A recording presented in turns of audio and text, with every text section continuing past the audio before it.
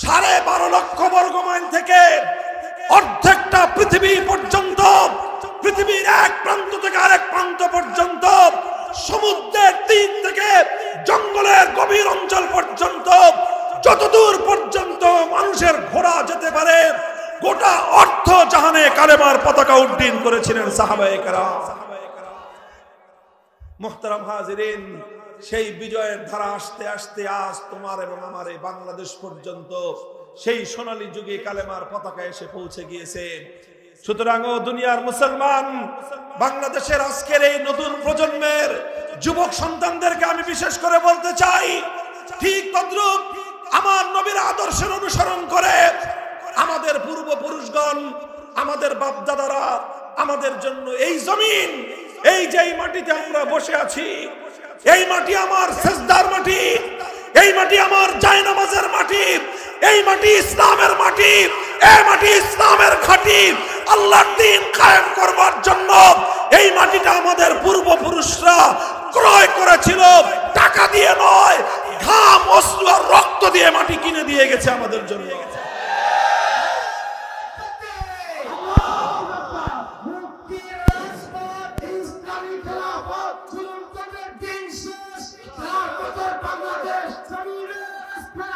আমি আপনাদেরকে শুধু বলতে চাই, আখেরি পয়গাম, হে বাংলার মুসলমান, তোমরা তোমাদের বাপদাদার সঙ্গে গাদ্দারি করো না। হে বাংলার যুবক প্রজন্ম, তোমাদের পূর্বপুরুষদের ত্যাগ আর কোরবানি মাটি হয়ে যেতে দিও না। তোমাদের পূর্বপুরুষরা অনেক ত্যাগ আর কোরবানির মাধ্যমে, অনেক লড়াই আর সংগ্রাম করে তোমাদের জন্য এই জমিনকে তারা মুক্ত এবং স্বাধীন করে রেখে গেছেন। 190 বছর, কত বছর? 190 বছর ইংরেজদের বিরুদ্ধে লড়াই করেছেন।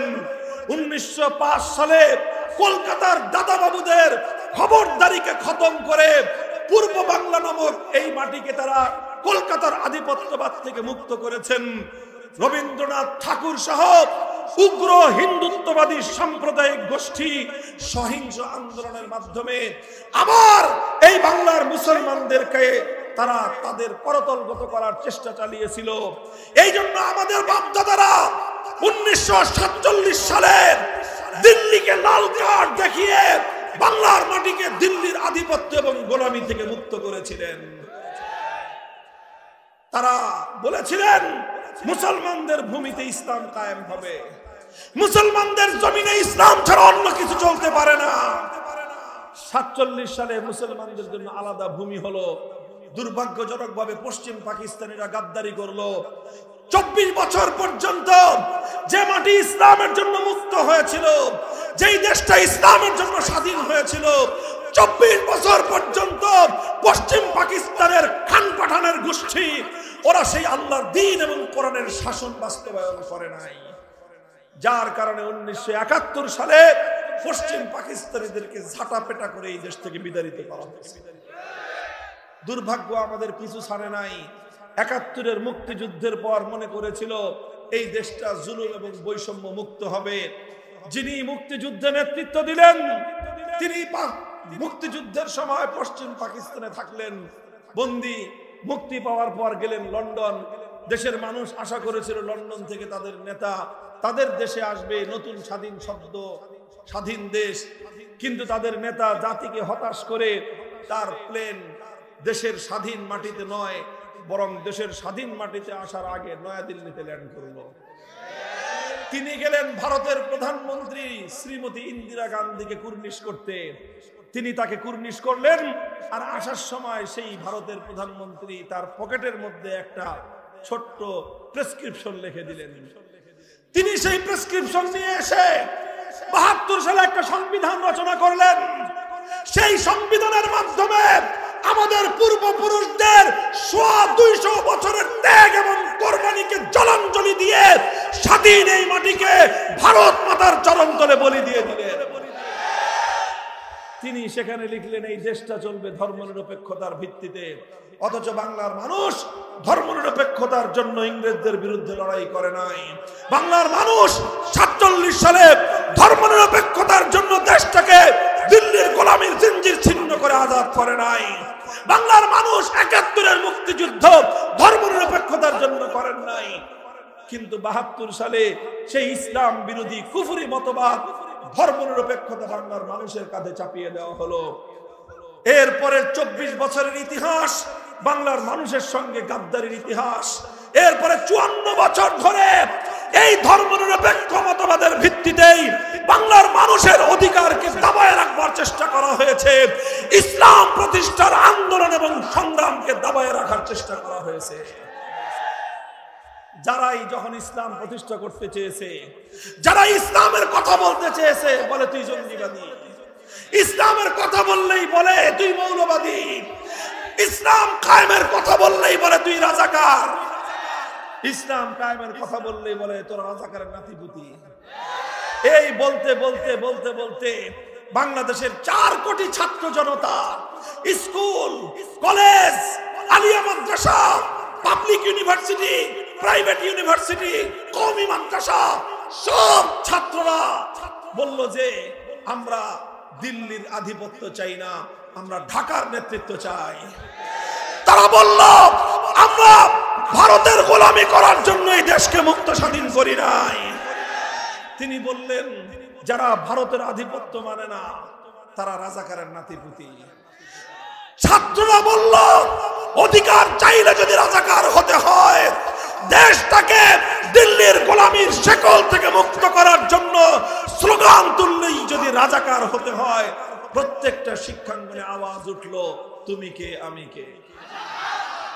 সেই দিনই সেই স্বৈরাচারীর যেই কফিন, সেই কফিনে প্রেক লেগে গেছে। এরপরে শুধু জানাজাটা বাকি ছিল। ৫ই আগস্ট দুপুর বেলায় সেই জানাজাও শেষ। আমার বক্তব্য এখন আপনাদের কাছে, হে বাংলার যুবকরা, তোমাদেরকে নিয়ে সারা দুনিয়ার কুফরি শক্তির মাথা খারাপ। বাংলার যুব প্রজন্মকে নিয়ে, শ্রমিকদেরকে নিয়ে, ইয়াং জেনারেশনের যারা শ্রমিক তাদেরকে নিয়ে সারা দুনিয়ার কুফরি শক্তি, ইউরোপ আমেরিকার মাথা খারাপ। কেন মাথা খারাপ? আগে শুধু মাদ্রাসার হুজুররা ইসলাম চাইতো, এখন দেখা যায় হুজুরদের চেয়ে বেশি ইসলাম চাই স্কুল কলেজ ইউনিভার্সিটির পোলাপান। হুজুরদের চেয়ে বেশি ইসলাম চাই সকল কৃষক শ্রমিকরা। মাথা খারাপ হয়ে গেছে ওদের। ইনশাআল্লাহ মাথা খারাপ হতে হতে ওরা বদ্ধ উন্মাদ আর পাগল হয়ে যাবে। বাংলার মুক্তিকামী এই তারুণ্যকে রুখে দিতে পারবে না কেউ।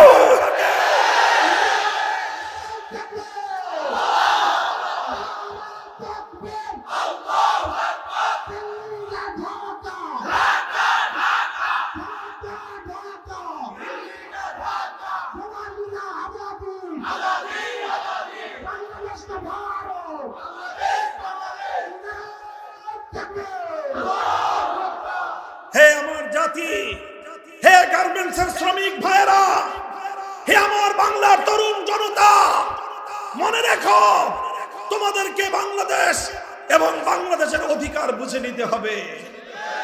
শুধু রাজনৈতিক নেতারা বুঝবে সেই দিন শেষ। প্রতিটি মানুষকে যার যার হিস্সা বুঝে নিতে হবে। তোমাদেরকে নিয়ে কেউ যেন রাজনীতি করতে না পারে, তোমাদেরকে নিয়ে কেউ যেন স্বার্থ উদ্ধার ধান্দাবাজির রাজনীতি করতে না পারে। তোমরা সোচ্চার এবং সজাগ হয়ে ওঠো।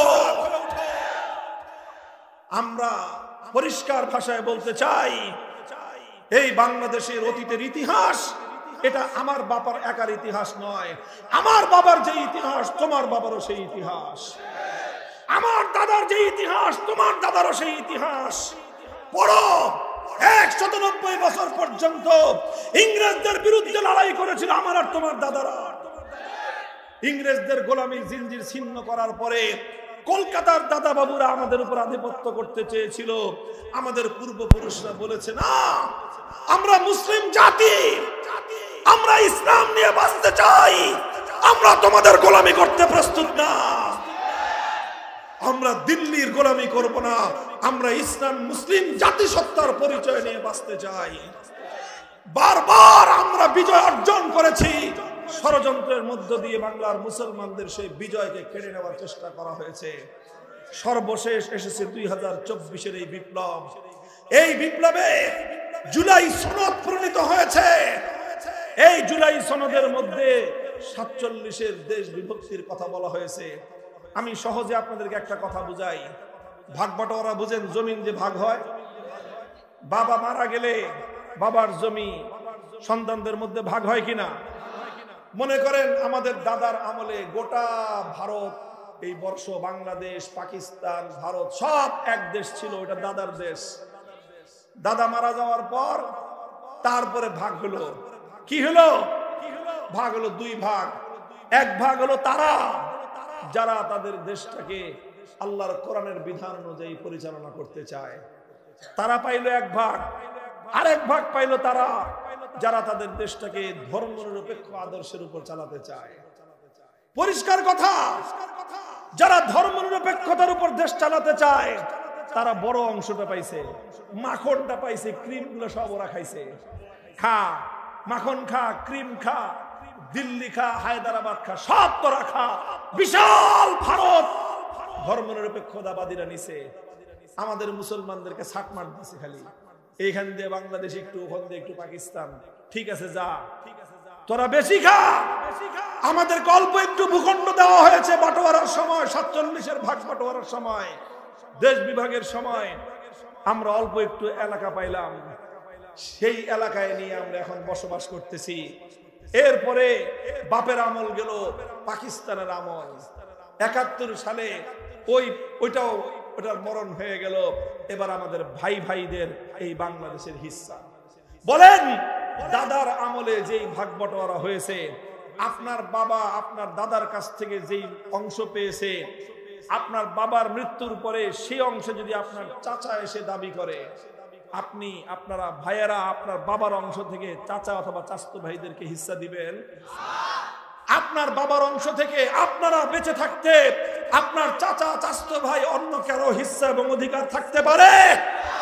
47 সালে দাদার আমলে এই জমিন ভাগ বাটোয়ারা করে ধর্মনিরপেক্ষতার জন্য ভারত আর মুসলমানদের জন্য, ইসলামের জন্য বাংলাদেশকে বন্টন করা হয়েছে।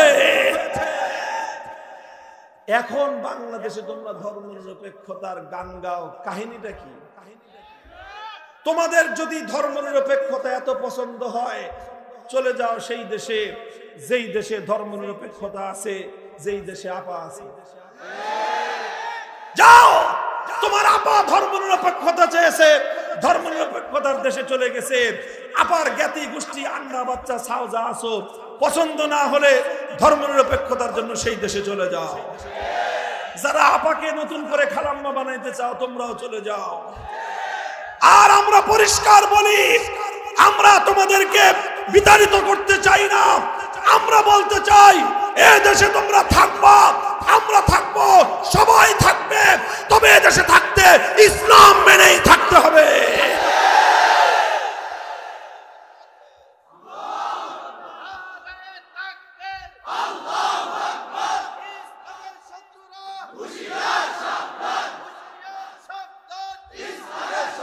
জুলাই বিপ্লবে হাজারের উপরে বাংলার তামাম যুবকেরা রক্ত দিয়েছে। এই বিপ্লব করেছে এই দেশটাকে সেই দাদাবাবুদের আধিপত্যবাদ থেকে মুক্ত রাখার জন্য। কাজেই এই রক্তের সঙ্গে গাদ্দারি করা চলবে না। একটা সনদ প্রণীত হয়েছে, জুলাই সনদ। অনেকে মনে করে জুলাই সনদের কাম কি? ভাই, জুলাই সনদের খুব বেশি কাম না হলেও একটা কাম হয়েছে। বলা হয়েছে 1947 সালের দেশটা যেইভাবে ভাগ হয়েছিল, সেই ভাগের ভিত্তিতে আগামীর বাংলাদেশ গড়ে উঠবে। জুলাই সনদে বলা হয়েছে 2013 সালে শাপলা চত্বরে নবী প্রেমিক তৌহিদি জনতাকে নির্বিচারে জালিম স্বৈরাচারী শক্তি পাখির মতো গুলি করে হত্যা করা হয়েছে। সেই নবী প্রেমিকদের বীরত্বকথা ইতিহাস জুলাই সনদের মধ্যে বর্ণনা করা হয়েছে। এই জন্য আমরা বলি, জুলাই সনদ 47-এর ইতিহাস, জুলাই সনদ 2013 সালের হেফাজতে ইসলামের নবী প্রেমিকদের ত্যাগ এবং কোরবানির ইতিহাস। কাজেই আগামী ফেব্রুয়ারিতে একটা নির্বাচন হবে। এটা শুধুমাত্র সংসদ নির্বাচন না, বরং সংসদ নির্বাচনের বাইরে আরেকটা নির্বাচন হবে, সেটার নাম হলো গণভোট। কি নাম? গণভোটে জানতে চাওয়া হবে তুমি জুলাই বিপ্লবের পক্ষে না বিপক্ষে। আমি আপনাদের কাছে দেশপ্রেমিক তৌহিদি জনতার কাছে জানতে চাই, আপনারা জুলাই বিপ্লবের পক্ষে কারা হাত তুলে দেখান।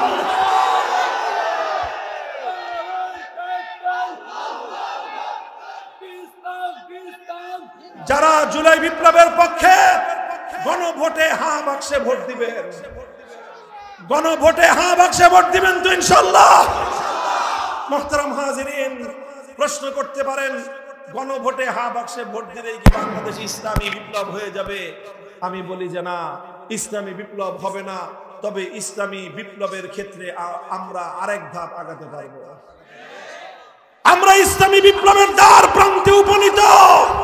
বাংলার মানুষ তোমরা শুনে রাখো, সব রঙের বাংলাদেশ দেখা শেষ। একবার আমরা দেখেছি সোনার বাংলাদেশ, সোনার বাংলাদেশের গল্প শুনে আমরা পেয়েছি একদলীয় বাংলাদেশ।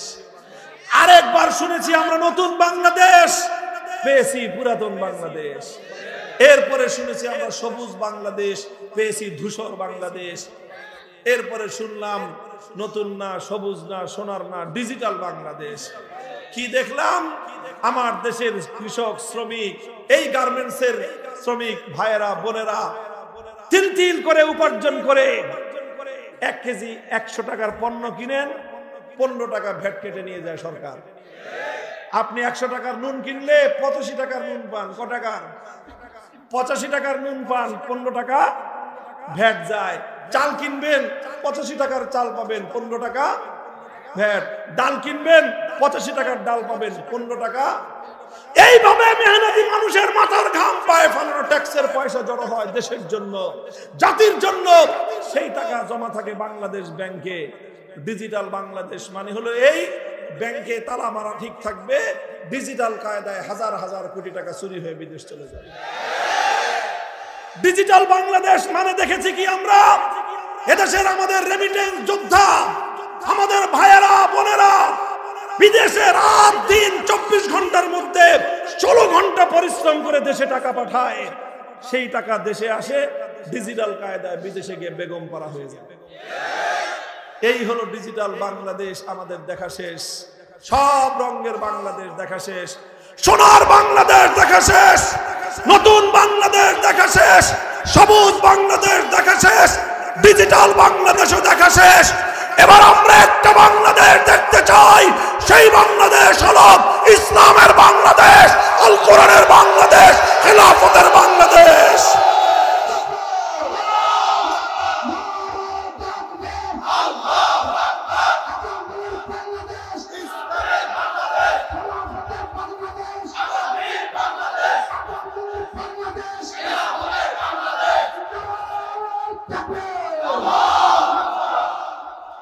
মুহতারাম হাজিরিন, বিশ্বাস রাখেন ইনশাআল্লাহ প্রমাণ হয়ে গিয়েছে বিপ্লবের জন্য বড় রাজনৈতিক নেতার দরকার পড়ে না।